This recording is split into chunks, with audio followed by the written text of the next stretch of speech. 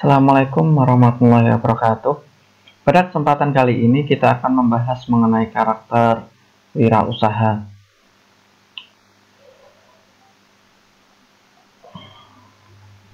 Bagaimanakah caranya seseorang bisa menjadi sukses? Banyak cara, baik itu cara yang wajar maupun tidak wajar, baik itu cara yang halal dan cara yang haram. Bisa saja orang ingin sukses dengan cara mewarisi kesuksesan seseorang dari orang tuanya, atau ingin sukses mungkin secara ekstrim, bisa cara dengan mencuri, bisa dengan cara menikahi seorang janda yang kaya raya, atau bisa saja dengan cara berusaha dengan dirinya sendiri dan menjadi wirausaha yang bisa diandalkan. Banyak cara memang, dan bagaimana solusinya tentu tergantung dari orang tersebut. Kebanyakan dari kita tentu wirausaha yang disebut sebagai wirausaha itu memulai dari titik tertentu yang menjadikan dia sukses. Tidak harus selalu dari nol, tapi tentu tujuannya adalah berkembang. Untuk menjadi wirausahawan sukses ini bisa dimulai dari hal-hal yang kecil, tidak boleh menyepelekan tetapi harus fokus, tidak boleh dibuat sampingan produk yang spesifik. Ya. Artinya apa? Tidak harus diteladani dengan sungguh-sungguh, sulit ditiru, unik, berorientasi pada pasar. Ya. Kita boleh saja membuat suatu produk, tapi kalau misalkan produk tersebut sudah banyak di pasaran dan kita bersaing secara normal, tentu kalau kita merupakan yang baru, ini agak susah. Biasanya yang menang ketika kita memiliki banyak modal. Unik artinya apa? Tidak orang lain memiliki kemampuan tersebut dan berorientasi pada kebutuhan pasar. Jadi jangan sesuai dengan logika kita, tetapi sesuai dengan keinginan seseorang. Apabila Anda sebelum musim pandemi membuat pabrik masker, tentu susah ya. Ketika pasar lagi meludak, adanya musim pandemi, ini sangat prospektif untuk jualan masker. Tapi perlu diingat berapa saingan Anda, kemudian masker apa yang membuat masker Anda berbeda. Ya. Kemudian selanjutnya adalah perbanyak jaringan, terutama distributor, teman-teman, karena ini menyangkut dengan konsumen. Terkait dengan bisnis yang akan dilakukan, carilah peluang dan waktu yang tepat untuk memulai dan mengembangkan bisnis. Kemudian dari bisnis tersebut, apa sih sebenarnya orientasi yang Anda inginkan dari bisnis yang Anda jalankan? Bisa untuk kemajuan, ya, orientasi kemajuan ini bisa berupa teknologi, bisa berupa solusi, bisa berupa kreativitas, layanan, dan seterusnya. Atau orientasinya non-materi, Anda ingin membentuk yayasan, misalkan TK yang bersifat tahfidz, atau SDIT, atau ini yang disebut sebagai orientasi non-materi. Atau orientasinya total, tidak ada orientasi, ini makanya tidak boleh ada bisnis seperti ini. Ya. Kemudian orientasi materi saja. Nah, semuanya ini harus diperhitungkan. Orientasi materi, maka dia akan menghalalkan segala cara tanpa memikirkan resiko ke depan, ya. Sehingga bisa menggunakan pelaris, bisa menggunakan kepercayaan mistis. Tentu kita orientasinya itu harus kemajuan ke depan itu seperti apa. Dengan cara meningkatkan suatu produk, dengan meminimalisir risiko, menggunakan teknologi yang dapat dijangkau. Ini orientasinya harus dipentingkan. Niatnya juga, ini lebih cenderung ke niatnya lebih diluruskan. Kemudian pola pikir seorang wirausaha ini harus berani mengambil risiko dan berpikir terlebih dahulu kira-kira risiko terberat dari wirausaha tersebut apa. Bukan memikirkan untungnya. Untung bisa jalan sendiri ketika kita berusaha untuk promosi dan menjaga kualitas. Ya, harus berani mengambil risiko terjeleknya urusan administrasi dipikir belakang. Yang penting bisnis jalan terlebih dahulu. Ada kata-kata yang mungkin menjadi poin dari slide ini adalah orientasi pasar. Ketika pasar membutuhkan, itu jauh lebih berharga daripada Anda punya teknologi canggih tapi tidak berguna.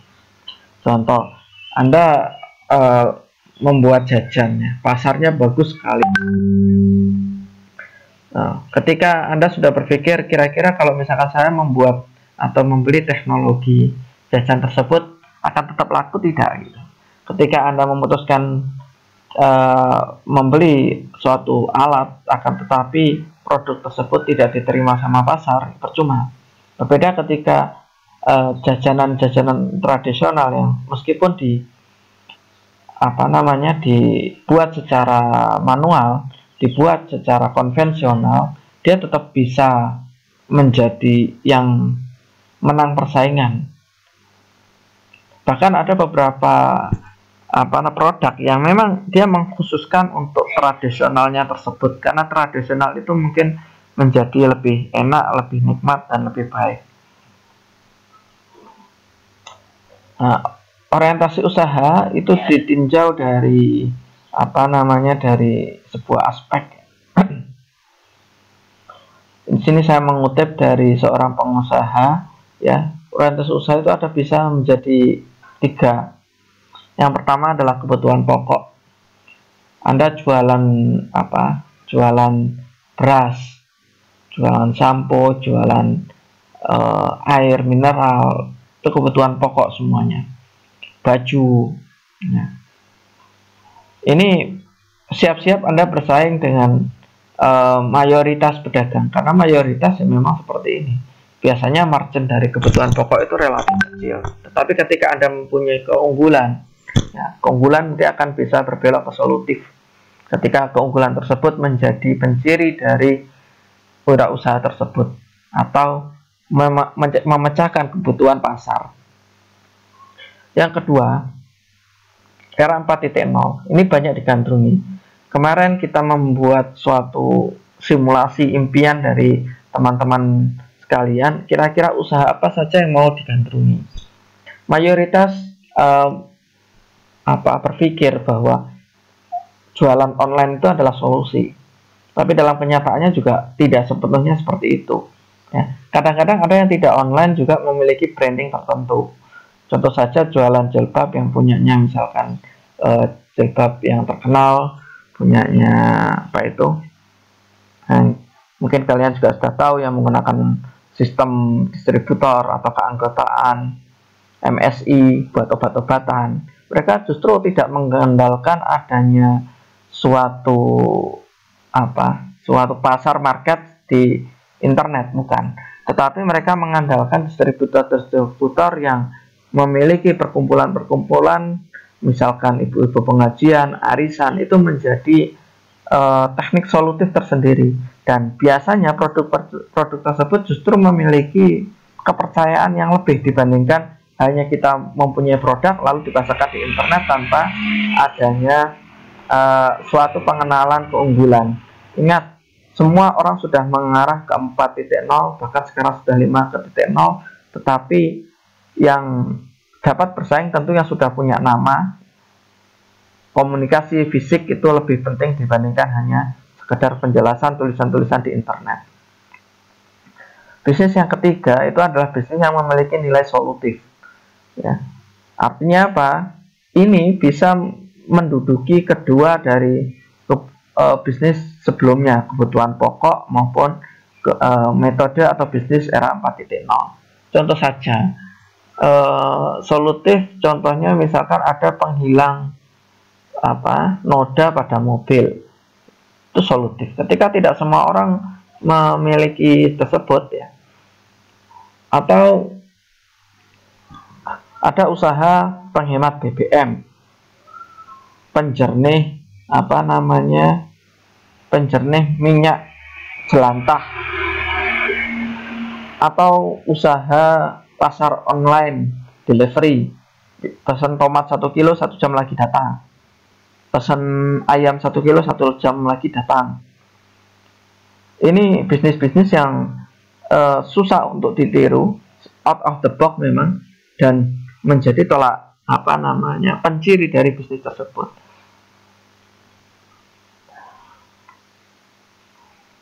Kemudian apa sih hambatan-hambatan dari bisnis? Bisa saja karena dia tidak fokus sehingga adanya suatu istilahnya kecanggungan mental, adanya jabatan, income, status, penampilan, pendidikan dan seterusnya. Gara-gara pendidikannya tinggi, dia berusaha dicemooh sama orang. Kemudian dari soal penampilan, ya tidak ada orang yang melirik gara-gara penampilannya biasa saja. Dari jabatan tidak ada yang kemudian, kecuali dia sudah besar, ketika merintis pasti dari nol. Income tidak tentu, dan ini menjadi pola pikir yang mengakar di Indonesia bahwa ini menjadi hambatan. Ya. Tidak berani ambil resiko, selalu takut gagal. Namanya manusia selalu takut gagal, tapi tentu harus kita berani taruhan. Kira-kira apa yang menjadi keunggulan kita? Tidak ada modal, ini biasanya sebagai alasan karena menurut Bob Sadino bahwa modal yang terbesar adalah diri kita, bukan masalah uang. Maunya untung besar dan tidak mau cari tidak mau dari kecil, ya. Terlalu sedikit langsung mau besar, patah semangat atau kapok, gagal pernah, tetapi tidak mau coba lagi. Lingkungan yang kurang mendukung. Nah, ini biasanya tergantung dari kondisi. Bahkan ada orang yang sukses ketika dia lari dari keluarganya. Untuk mengembangkan suatu inovasi, suatu jiwa wirausaha tersebut, tentu munculnya yang pertama kali yang kita kenal kemarin adalah jiwa kreatif dan inovatif. Ingat, seluruhnya bisa muncul inovasi dan kreativasi, baik di dunia kesehatan maupun di dunia non kesehatan. Nah, ini tantangannya, bagaimana Anda bisa memunculkan suatu produk yang berbeda dengan yang lain, ya. Suatu produk yang berbeda dengan yang lain dan dia memiliki keunggulan. Dan ini tentu kreatif itu adalah ide, inovatif itu adalah tindakan, sehingga ketika kita melakukan tindakan muncullah yang namanya produksi atau segala sesuatu yang bisa dijual belikan. Kemudian bisa memiliki kreativitas dan perbedaan, ya. Memiliki nilai tambah dan memiliki keunggulan. Nah, disinilah terjadinya daya saing dan peluang, sehingga Anda bisa melakukan kesuksesan. Ini alur dari sebuah kewirausahaan.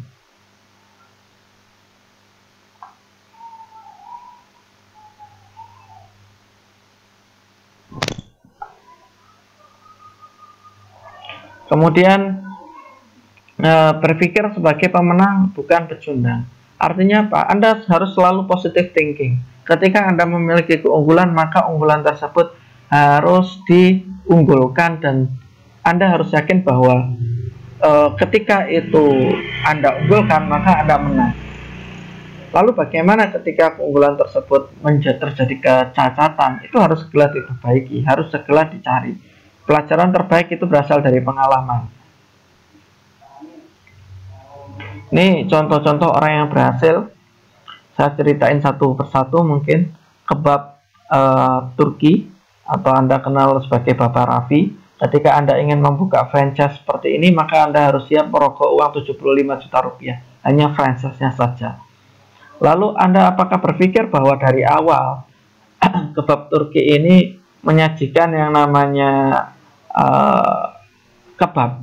Bukan. Ini si pemiliknya, suami istri, dan awalnya itu bukan bisnis kebab tapi bisnis burger, ya. Dia hanya membuka satu gerai dekat rumahnya, dekat UNER kampus C waktu itu, dan berkembang menjadi 3 outlet, dan 3 outlet kemudian gara-gara dia bisnis burger, orang juga ada saingannya waktu itu, ya, lebih murah, lebih banyak, lebih enak, dan dia akhirnya kolaps, berhenti beberapa tahun, akhirnya bikin kebab Turki karena dia pernah jalan-jalan ke Turki dan merasakan adanya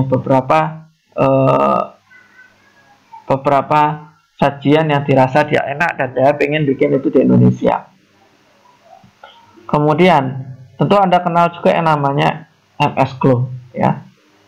Ini juga bukan orang ahli kecantikan, tetapi dia selama ini mengalami kendala ketika melakukan di bisnis kecantikan. Bisnis kecantikan tidak selamanya harus menjadi sales, tidak harus menjadi distributor, tapi Anda harus berpikir kira-kira apa yang bisa menjadi peluang dan menjadi celah ya untuk melakukan segala sesuatu yang bersifat inovasi.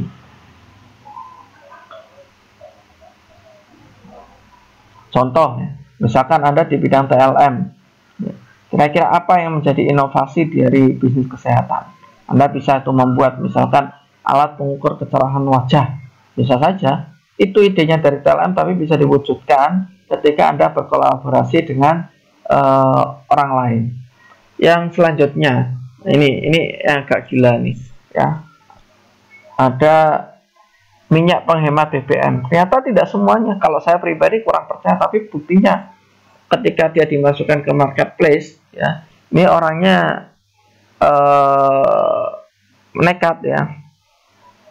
Dan kalau Anda perhatikan ya, sebenarnya minyak penghemat BBM itu, kalau saya mendengar dari ceritanya beliau, itu berasal dari minyak atsiri. Jadi dia beli minyak atsiri, kemudian dibuat karena ada uji coba minyak atsiri mampu membuat kestabilan di dalam minyak, meskipun saya kurang tahu itu signifikan apa tidak, tetapi masyarakat percaya. Ya, ini contoh di bidang kesehatan, misalkan laboratorium biologi molekular. Karena pemeriksaan sekarang terus berkembang dan alatnya juga relatif mudah. Anda bisa bikin lab yang basisnya PCR. Bahkan kan regulasi yang sekarang ada itu belum jelas.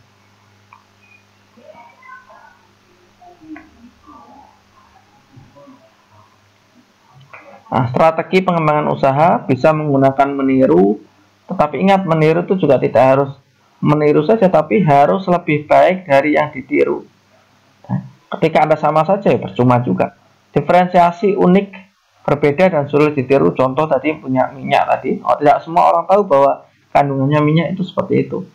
Partnership, kemitraan, cuman ini juga terbatas ya. Network, jaringan kerja, add value, nilai tambah, outsourcing, alih daya dari luar. Contohnya apa? Misalkan ada impor dari produk luar negeri dan Anda terapkan di Indonesia. Empowerment, pemberdayaan, misalkan Anda, ya contohnya mudah saja, misalkan Anda membuat cukur rambut, Anda buat suatu sistem franchise, Anda kelola lebih menarik. Karena saya menemukan beberapa di luar Jawa itu dia menerapkan sistem yang unik. Contoh ditambahi pijat atau massage, kemudian ditambahi dengan keramas gratis, dan harganya sama saja. Kalau di sini antara yang meramas denda bedanya jauh, antara dari 10.000 menjadi 25.000. Kenapa Anda tidak membuat penawaran yang lebih murah lagi, misalkan dari 10.000 jadi 15.000, dan Anda tidak harus menguasai hal tersebut. Motivasi untuk calon berusaha merubah cita-cita mulai dari sekarang menjadi wirausaha yang tidak mengenal tingkat pendidikan. Kadang hambatan terbesar ketika kita melakukan segala sesuatu itu adalah di sini. Kita terlalu pede dengan tingkat pendidikan. Orang selalu mengunggulkan saya kuliah, tapi dalam kenyataannya ketika kita terjun ke lapangan, orang Cina itu jarang yang kuliah, tapi belajar dari lapangan. Orang Cina lebih banyak memanfaatkan kuliahnya untuk membelokkan atau memanfaatkan kuliahnya itu hanya untuk bisnis, bukan sekedar menjadi profesi, karena mereka tahu bahwa dia tidak punya tempat untuk melakukan bisnis. Jika keberanian mengambil resiko, belajar usaha mulai harus sekarang. Resiko selalu ada dari diri sendiri dan hal kecil mungkin, dan selalu mengambil informasi-informasi dari orang-orang yang sukses, bagaimana dia menangkapi step by step. Makanya kemarin tugas dari saya adalah membuat atau mencari motivasi, tapi namun saya lihat semuanya hampir adalah dari copy paste, dan saya harap semuanya juga dibaca. Itu adalah untuk menitik beratkan apakah Anda di sini benar-benar mencari atau hanya sekedar tugas saja. Ketika tugas saja, mungkin yang tugas saja nilainya tentu berbeda dengan yang benar-benar didalami. Cobalah Anda nonton di YouTube, banyak sekarang yang isinya adalah belajar dari orang-orang sukses, dan pola pikirnya diambil, bukan kemudian cerita galau, cerita cerita sedih dari nol. Ini banyak dimanfaatkan, tapi pola pikirnya harus diambil. Oke, sekian dari saya. Kemudian untuk tugas, Anda harus mencari kira-kira dari usaha ini tadi, harus dibenahi ya. Ada nggak usaha yang memiliki nilai solutif yang berbeda dengan yang lain? Tentu tugas ini satu adalah kelompok ya, kelompok. Jadi kelompok yang kemarin bisa dimanfaatkan lagi ya. Cari usaha yang solutif, yang berbeda dengan yang lain, yang tidak dimiliki dan memiliki peluang yang besar ke depan. Usaha tersebut bisa sangat nyeleneh dan tergantung orangnya ya. Anda memandang tersebut dari ke depan itu seperti apa. Contoh, misalkan Anda membuat